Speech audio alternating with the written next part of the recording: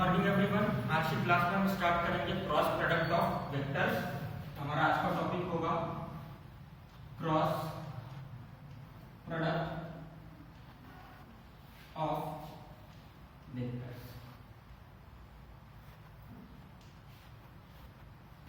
Okay, frame क्या होगा?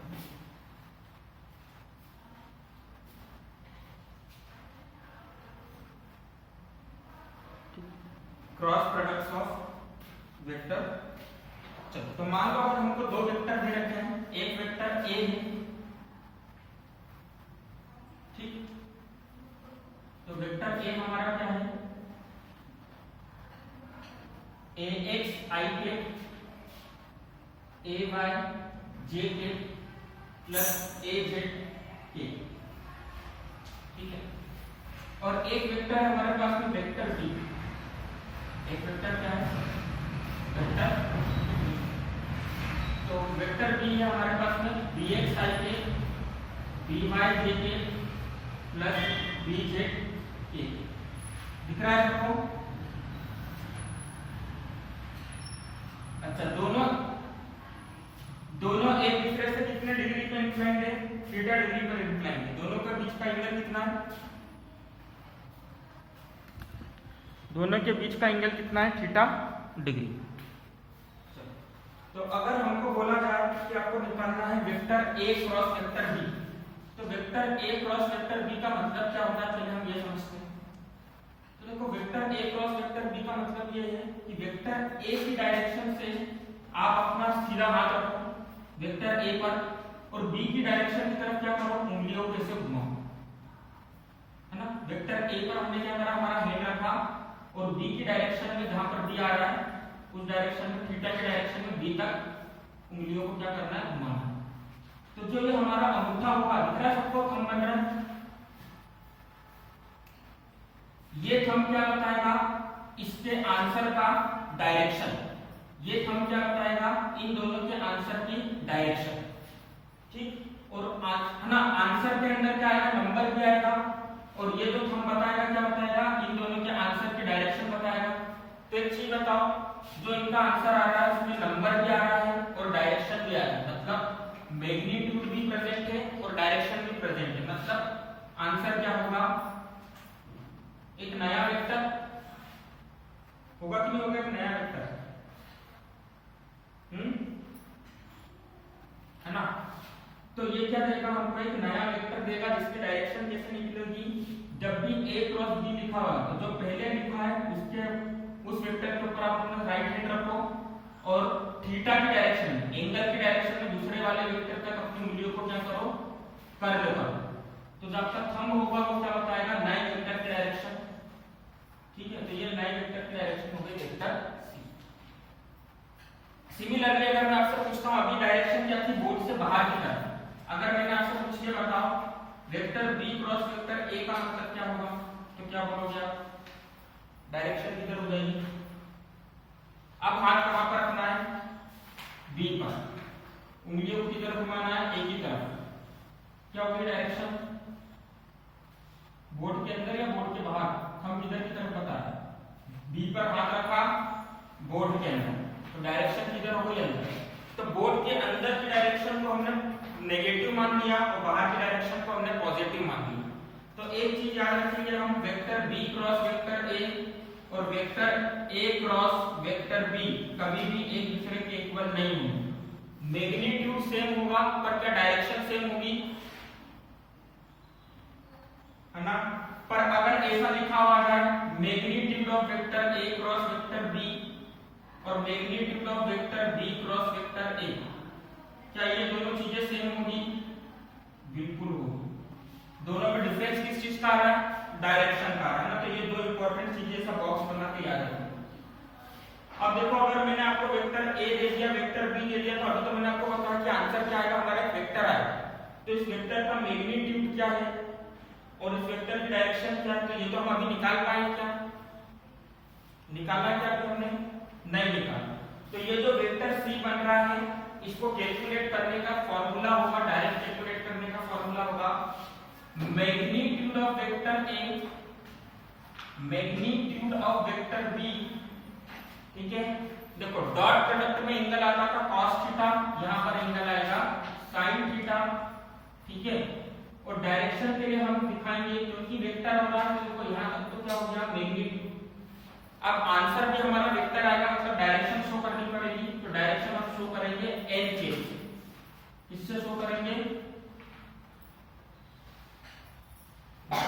जबकि n के क्या है, इसमें यूनिट वेक्टर है जो कि सिर्फ डायरेक्शन दिखाने का काम करता है। क्लियर है सबको?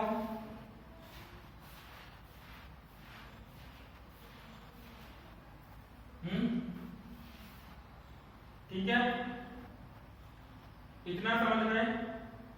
चलो तो एक क्वेश्चन देख लेते हैं। चलो मान लो कि हमको वेक्टर a दे रखा है 2y plus 3j plus 4k, vector b दे रखा है 3i plus 2j plus k, और दोनों के बीच का थीटा दे रखा है 30 डिग्री। एंगल कितना दे रखा है दोनों के बीच का, है ना, 30 डिग्री। आपको बोला है vector a cross vector b निकालो, तो आप कैसे निकालोगे, vector a cross vector b क्या होता है, magnitude of vector a magnitude of vector b sin theta mk। चलो तो यहाँ पे थीटा 30 डिग्री दे रखा है, मतलब sin 30 हो जाएगा। सबसे पहले हम क्या निकाल लेते हैं, मैग्नीट्यूड ऑफ वेक्टर a। तो मैग्नीट्यूड ऑफ वेक्टर a निकालना है, तो मैग्नीट्यूड वेक्टर a का निकालने का तरीका क्या हो जाएगा, सबको मैग्नीट्यूड निकालना सिखाया था, कैसे निकालोगे, डॉट प्रोडक्ट के टाइम पे सिखाया था ना मैग्नीट्यूड निकालना। कैसे निकालोगे, मैग्नीट्यूड ऑफ वेक्टर a क्या हो जाएगा, स्क्वायर रूट लिखो और जितने भी कोफिशिएंट है i के j के k के सबका स्क्वायर करके क्या कर दो, प्लस कर दो। कितना हो जाएगा, मैग्नीट्यूड ऑफ वेक्टर है 2 का स्क्वायर 4, 3 का स्क्वायर 9, 4 का स्क्वायर 16, 16 9 25, 25 4 29, तो मैग्नीट्यूड कितना आ गया 29 आ गया। क्लियर है सबको? चलो वेक्टर b का मैग्नीट्यूड बताओ कितना आएगा, square root of 29। Vector b का मैग्नीट्यूड कितना आएगा, कितना हो जाएगा वेक्टर b का मैग्नीट्यूड, स्क्वायर रूट लिखा, वेक्टर b में i का कोफिशिएंट क्या है 3, उसका स्क्वायर, j का कोफिशिएंट क्या है 2, उसका स्क्वायर, k का कोफिशिएंट क्या है 1, इसका स्क्वायर। तो 3 का स्क्वायर 9, 2 का स्क्वायर 4 और 1 का स्क्वायर 1, 9 प्लस 4 प्लस 1, कितना आंसर आ गया 14। निकाल लोगे ऐसे मैग्नीट्यूड, है ना, तो मैग्नीट्यूड आपको निकालना है इस तरह से। अब देखो दोनों के लिए हमको आंसर निकालना है, तो आंसर के लिए फार्मूला क्या है, magnitude of vector a magnitude of vector b sin theta n। तो क्या हो जाएगा, मैग्नीट्यूड ऑफ वेक्टर a मतलब स्क्वायर रूट में 29, मैग्नीट्यूड ऑफ वेक्टर b मतलब स्क्वायर रूट में 40 इनटू sin 30 n k। अब इसको सॉल्व करोगे तो स्क्वायर रूट में क्या आ जाएगा 29 मल्टीप्लाई 40, sin 30 का मतलब क्या होता है, sin 30 का मतलब कितना 1/2 मतलब 2 डिवाइड में आ जाएगा n के। क्लियर है सबको?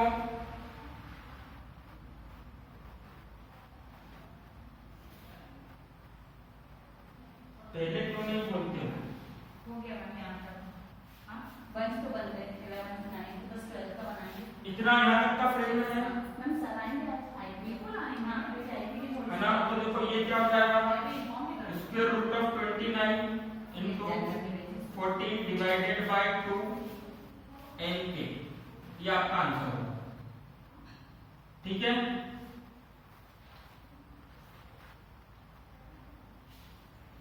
क्लियर है सबको? चलो लिख लो इसको।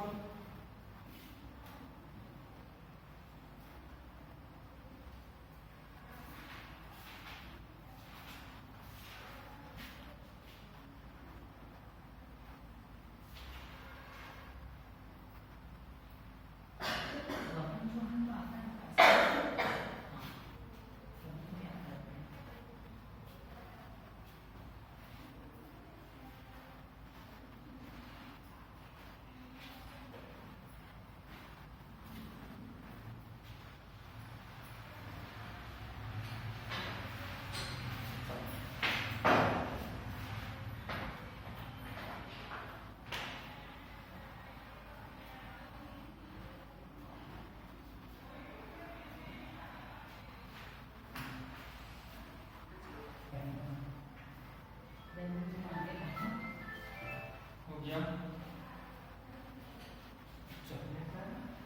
नेक्स्ट अब हम आते हैं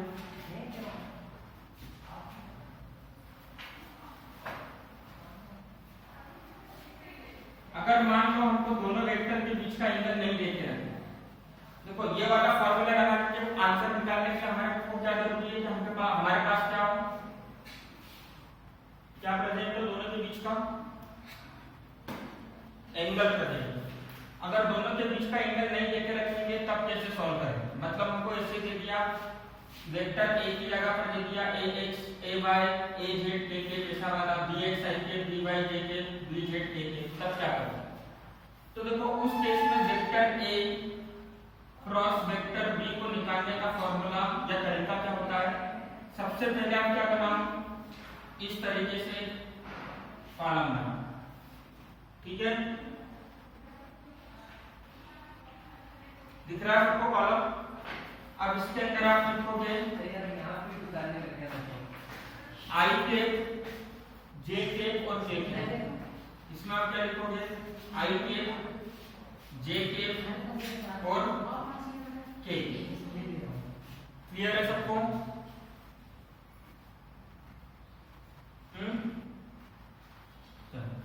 अब देखो ए के अंदर आई केप वाली कौन सी टर्म आ रही है ए एक्स, तो ए के अंदर आई केप वाली जो टर्म आ रही है आई केप के नीचे लिख दो। वेक्टर ए में जे केप वाली कौन सी टर्म आ रही है ए वाई, उसको जे केप के नीचे लिख दो। इधर कौन सी टर्म आ रही है के केप में ए जेड लिख दो। Similarly B X B Y B. इतना क्लियर है सबको।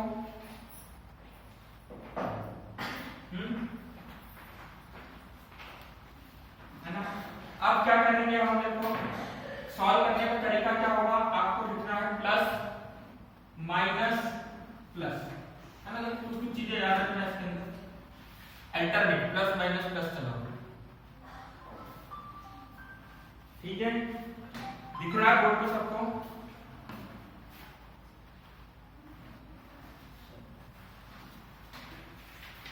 अब देखो आई केप वाले के लिए क्या करोगे, सबसे पहले आप क्या लिखोगे आई केप लिखो। आई केप के ऊपर कौन सा साइन है, आई केप के ऊपर कौन सा साइन है प्लस का साइन, तो हमने लिखा आई केप, ठीक है, ब्रैकेट। अब आई केप का आंसर लिखने के लिए क्या करेंगे, हम इन दोनों को छुपा देंगे, ठीक है, इन दोनों को छुपा दिया, क्या बच रहा है ये वाले रो को छुपा दो और ये वाले कॉलम को छुपा दो, क्या बच रहा है ए वाई बी वाई ए जेड बी जेड बच रहा है। अब क्या करो ए वाई का मल्टीप्लाई कर दो बी जेड के साथ में, तो यहाँ पर क्या हो जाएगा ए वाई बी जेड, और इधर इसका मल्टीप्लाई कर दोगे माइनस का साइन लगाकर, है ना, बी वाई ए जेड दोनों का मल्टीप्लाई कर दो, दोनों के बीच में किसका साइन लगाएंगे हम माइनस का। क्लियर है सबको। सिमिलरली अब देखो जे केप के ऊपर कौन सा साइन है, जे केप के ऊपर कौन सा माइनस का साइन है, तो पहले हम लिखेंगे माइनस, जे केप के ऊपर माइनस का साइन है तो हमने लिख दिया जे केप। अब जैसे हमने इधर छुपाया था इसको छुपाएंगे, ऊपर वाली रो को आई केप के टाइम पे आई केप वाले कॉलम को छुपा दिया था, जे केप के टाइम पे किसको छुपाएंगे जे। क्या बचेगा A X B X A Z B Z, cross multiply करो, ए एक्स का मल्टीप्लाई किसके साथ करोगे बी जेड के साथ, तो ए एक्स बी जेड, बीच में माइनस का साइन लगा दो, अब किसका मल्टीप्लाई होगा ए जेड बी एक्स, है ना। क्लियर है सबको, इतना समझ में आ गया। लास्ट में हमारे पास में क्या लिखा हुआ है के लिख दो के, ठीक, के में क्या करोगे ये वाली रो को छुपाया और ये वाले कॉलम को छुपाया, किसका मल्टीप्लाई होगा जल्दी से बता दो, हाँ किसका मल्टीप्लाई होगा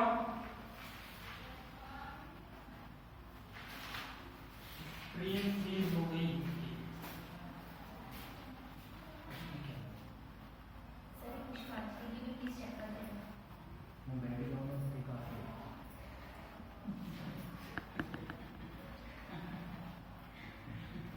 रुक जाओ 2 मिनट का टाइम तो ठीक हो जाएगी। सर कुछ बात की कॉपी चेक कर ये इसमें वैकेंसी में एक ही उसमें दिया है सर।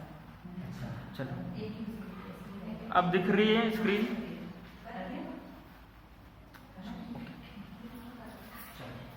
तो के केप के केस में हम क्या करेंगे, सबसे पहले ऊपर वाली रो को छुपाया और के केप वाले कॉलम को छुपा दिया। क्या बच रहा है,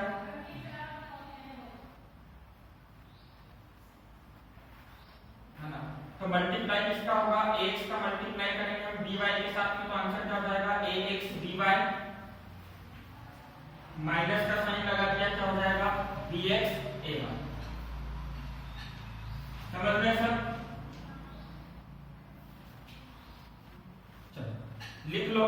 तो ये फॉर्मूला हमको याद करने की जरूरत नहीं है, हम हर बार ये सब चीज बना के सॉल्व कर लेंगे vector a cross vector b की, है ना।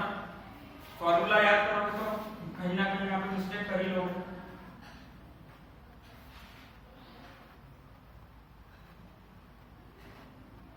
लिख लो उसको, फिर हमें क्वेश्चन की हेल्प से देखेंगे तो और अच्छे से क्लियर हो जाएगा।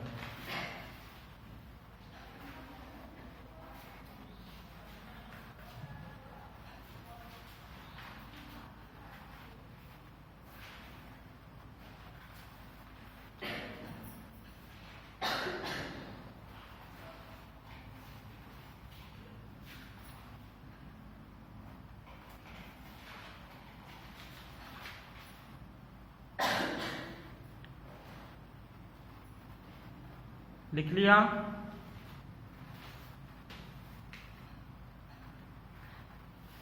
चलो क्वेश्चन करते हैं।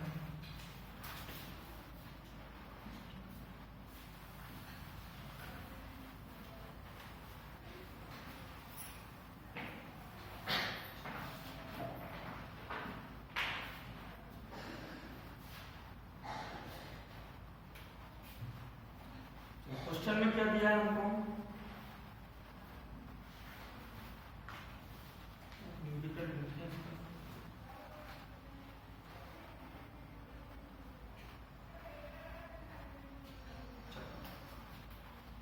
ये दे रखा है vector a is equals to 3ik minus 4jk plus 5k, ठीक है। And vector b is minus 2ik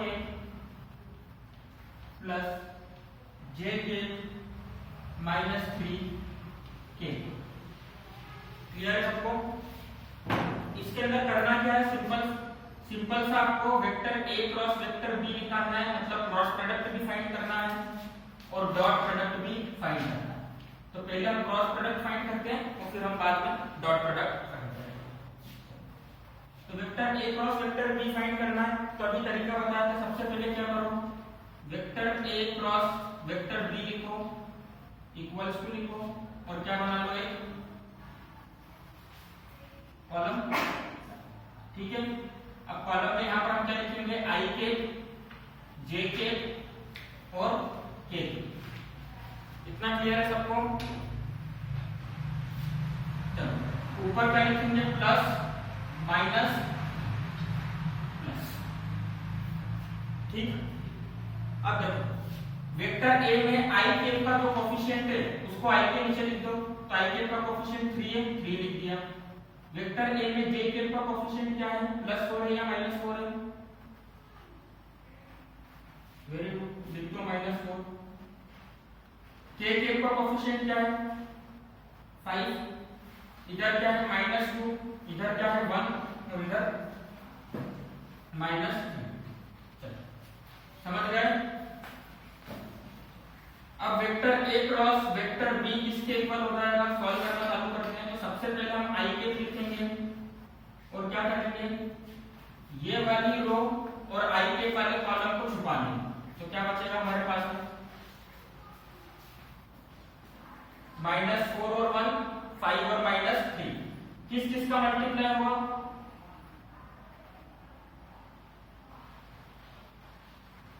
हाँ एक एक करके बताओ। -4 इंटू -3 ठीक है, -4 इंटू -3 बीच में कौन सा साइन आएगा?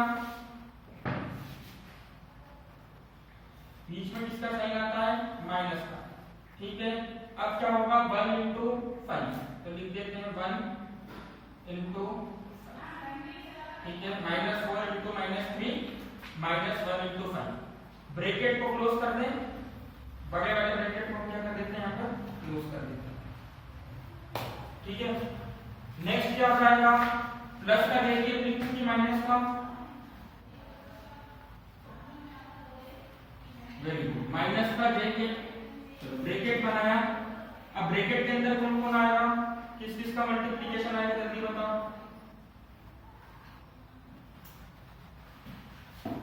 वेरी गुड, 3 इंटू -3 5 इंटू -2 दोनों के बीच का साइन तो बताया नहीं, क्या लगा? दोनों के बीच में कौन सा साइन लगा? मल्टीप्लाई का डिवाइड को माइनस का नहीं। ठीक,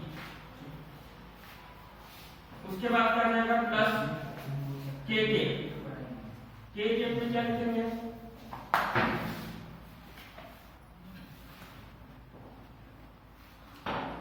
3 इंटू 1 -4 इंटू -2। बस अंदर ब्रैकेट को सॉल्व करते चलो, आंसर आ जाएगा अपने। आई के देखो -4 इंटू -3 माइनस माइनस मल्टीप्लाई होने पर क्या होता है? प्लस 4 3 जा 12 1 इंटू 5 5 दोनों के बीच में किसका साइन है? माइनस का लगा दो। चलो माइनस जे के प्लस का 3 माइनस का 3 प्लस माइनस मल्टीप्लाई होने पर माइनस 3 3 जा 9 मींस माइनस का 9 है ना। इसको मैं थोड़ा नीचे लिखता हूं तो अपन मिक्स कर देंगे। माइनस का जे के -9 और ये इसके बीच की होती है। ठीक है, चलो 5 2 जा 10 प्लस का कि माइनस का? 5 हाँ 5 2 जा 10 किसका आएगा? प्लस का। क्यों? क्योंकि ये माइनस और ये माइनस मल्टीप्लाई होकर क्या हो जाएगा? प्लस, है ना। 5 2 जा 10 माइनस माइनस मल्टीप्लाई होकर हो जाएगा प्लस, तो प्लस 10। चलो के में बताओ क्या होगा? 3 इंटू 1 3 उसके बाद -4 -2 कितना हो रहा है? -4 इंटू -2 करोगे कितना आएगा? प्लस का 8 आएगा। पर बाहर साइन किसका है? तो 3 -8। ठीक है, क्लियर है सबको?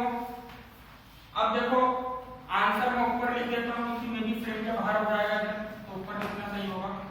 तो 12 -5 कितना हो जाएगा? 7। तो क्या हो जाएगा? 7 आएंगे। माइनस का 9 प्लस का 10 कितना बचेगा? कितना बचेगा? 10 में से 9 +1 का माइनस जे में मल्टीप्लाई करेंगे तो डायरेक्टली लिख दूं -जे और के में क्या आ जाएगा? 3 -8 कितना मिलेगा? 8 में से 3 माइनस करो तो क्या आएगा? 5। तो यहां पर लिखेंगे 5 के प्लस का कि माइनस का? गलत बात। 3 -8 देखो प्लस माइनस हमेशा होता है माइनस और साइन बड़े नंबर का आता है, तो इन दोनों में से बड़ा नंबर कौन है? 8 है ना, तो साइन किसका आएगा? माइनस का। ठीक है, तो 7 आई के -जे के -5 के ये क्या हो गया? आपका आ गया vector A cross vector B का आंसर। कर लोगे ऐसे क्वेश्चन? कुछ पूछना है इसमें? चलो लिख लो इसको।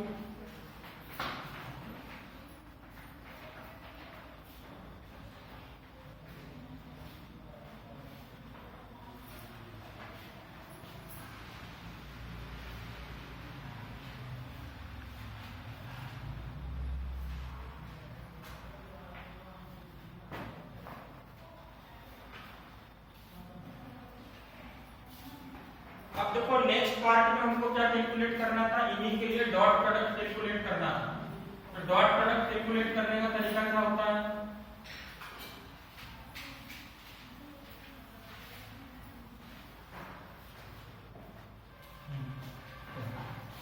चलो vector A dot vector B, formula क्या होता था, magnitude of vector A magnitude of vector B cos of theta between them.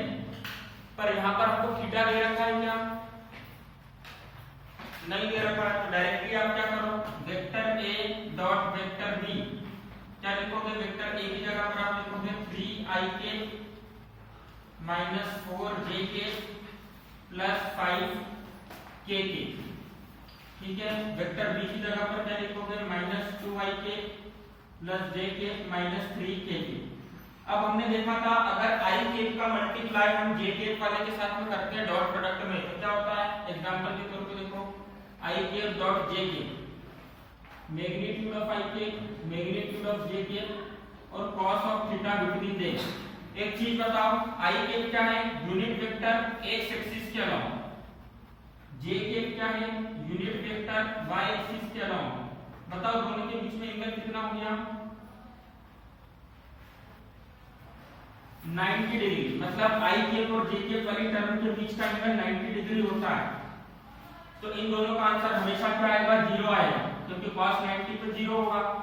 तो इसलिए हम डॉट प्रोडक्ट में i केप वाली टर्म का मल्टीप्लाई करेंगे i केप वाले के साथ में, j केप वाले का मल्टीप्लाई करेंगे j केप वाले के साथ में, और k केप वाले का मल्टीप्लाई करेंगे हम k केप वाले के साथ में।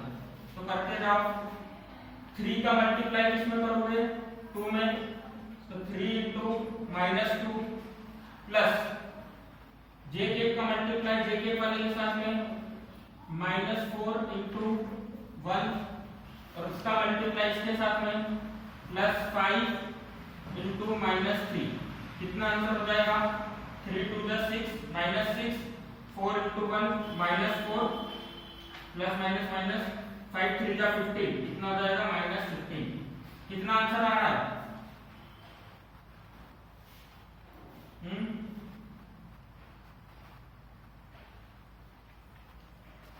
समझ रहे सब। चलो, तो ये डॉट प्रोडक्ट और क्रॉस प्रोडक्ट दोनों आपके कंप्लीट हो गए हैं। इसके आपको न्यूमेरिकल्स मिलेंगे जो कि आपको सॉल्व करना रहेगा बाय मंडे तक, है ना। एक वर्कशीट दे दूंगा मैं आपको। तो आज की क्लास हम यहीं पर एंड करते हैं। Bye everyone, have a good day.